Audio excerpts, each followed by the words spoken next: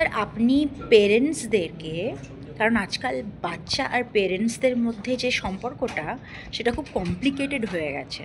কিছু কিছু ছেলেমেয়েরা বলে যে আমার বাবা মা আমাকে বোঝে না, আমার বাবা মা আমাকে টাইম দেয় না। কিছু কিছু বাবা মারা বলে যে আমি এই বাচ্চার সঙ্গে, আমার মেয়ের সঙ্গে আমি পারি না, আমার ছেলের সঙ্গে আমি পারি না। তো এই যে পেরেন্টস আর চিলড্রেনদের যে ডাইনামিক্স, যে রিলেশনশিপের ডাইনামিক্সটা, সেটা এই যে এত খারাপ হয়ে যাচ্ছে, সেই ব্যাপারে আপনার কী বক্তব্য? এবং কেন এরকম ধরনের এসপিকে জেন ফিউচারিস্টিক একাডেমির মতো স্কুলের আমাদের সোসাইটিতে কেন দরকার, সেটা যদি একটু ইলাবোরেট করে বলেন। আপনি যে কথাটা জিজ্ঞেস করলেন, সত্যি আজকে যে বিড়ম্বনা আছে আমাদের, মানে সোশ্যাল স্ট্রাকচার, পুরো কাঠামো আমাদের ভেঙে গেছে।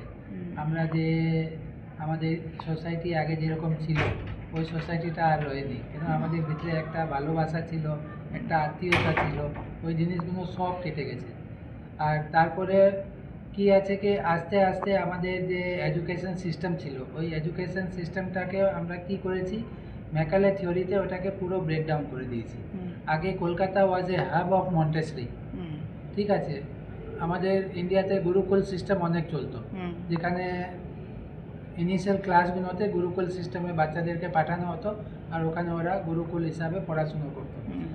আর একটা বন্ডিং ছিল ভাই ভাইয়ের মধ্যে, বাবা কাকার মধ্যে, ছেলে বাবার মধ্যে একটা বন্ডিং ছিল। কেন সবাই টাইম দিত, বাচ্চাকে একটা টাইম দিতে হয়। তো ওই একটু যে টাইম আছে, ওই টাইমটা যদি আমরা বাচ্চাকে না দিই, তাহলে আমি কখনো এটা এক্সপেক্ট করতে পারি না কি বাচ্চাও আমাকে টাইম দেবে। It is a reciprocating process. আমি যতটা দেব আমি ততটা পাবো। সবাই বলে কি আমি বাচ্চাদের থেকে ভালোবাসা পাই না, আমি তো বলি ভাই আমি বাচ্চাদের থেকে খুব ভালোবাসা পাই। আমি আমার ছেলে মেয়েদের বা আমার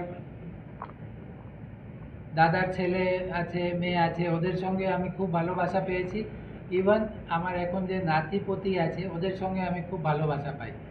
আর আমাদেরকে বাচ্চাদেরকে কি আছে কি একটু ফ্রি লিভারেজ দিতে হবে। ওই যে আমরা বাচ্চাদেরকে বেঁধে রেখে দেব, বেঁধে রেখে দিলাম, আর তারপরে হচ্ছে কি কে মায়েদের জন্য টাইম নেই, তো ওদেরকে একটা মোবাইল ধরিয়ে দিল বা টিভি চালিয়ে দিল বা একটা প্লে স্টেশন চালিয়ে দিল। তো বাচ্চারা তো হিউম্যান আছে, ওরা কম্পিউটার নেই, ওরা রোবট নেই। ওদেরকে হিউম্যানলি বিহেভিয়ার করতে হবে, ওদেরকে হিউম্যান ইন্টারাকশন করাতে হবে। আপনি হিউম্যান আর আর্টিকেল ইন্টারাকশন করাচ্ছেন, আর আপনি ভাবছেন যে ও যে আছে হিউম্যান থেকে হিউম্যানের একটা ভালোবাসা পাবে। কি করে পাবে? ওর তো ভালোবাসা আর্টিকেল দিয়ে, ওর ভালোবাসা মোবাইলের সঙ্গে আছে, ওর ভালোবাসা টেলিভিশনের সঙ্গে আছে, ওর ভালোবাসা মা বাবার সঙ্গে কি করে হবে? মা বাবাকে টাইম দিতে হবে।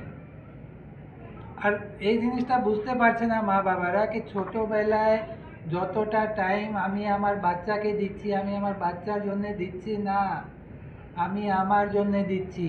ওই যে ওর ভালোবাসার যে আনন্দ, যে ওকে গলা লাগিয়ে যে আনন্দ, আর পুরো মানে টায়ার্ডনেস যেটা শেষ হয়ে যায়, এটা যখন আমরা ওদেরকে ভালো করে কোলে নেব তখনই বুঝতে পারবো। আর স্কুলগুলোর সম্বন্ধে যেটা বলছিলাম, কে কোনো বাচ্চাকে আমি যদি 5 ঘন্টা একটা ক্লাসরুমে বেঁধে রেখে দিই, ওর কখনো গ্রোথ হতে পারে না। ওর ফিজিক্যাল যে স্ট্রেংথ আছে ওটাকে তো আমি পুরো বেঁধে দিলাম, ও তো আউটবাস্ট হবে।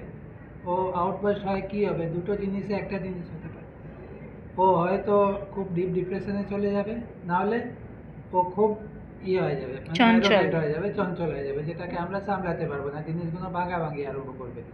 তো ওর ফিজিক্যাল যে স্ট্রেংথ আছে, ওর যে ফিজিক্যাল যে ভগবান দিয়েছে ওকে, ওটাকে তো আমাদেরকে কনজিউম করতে হবে। কনজিউম যদি আমরা না করি, ওদের ওর মেন্টাল অ্যাবিলিটি, ওর ফিজিক্যাল অ্যাবিলিটি, কেন 0 থেকে 12 বছর বয়স অবধি গ্রোথটা ফ্যান্টাস্টিক স্পিডে হয়, এই স্পিড কখনো থাকে না।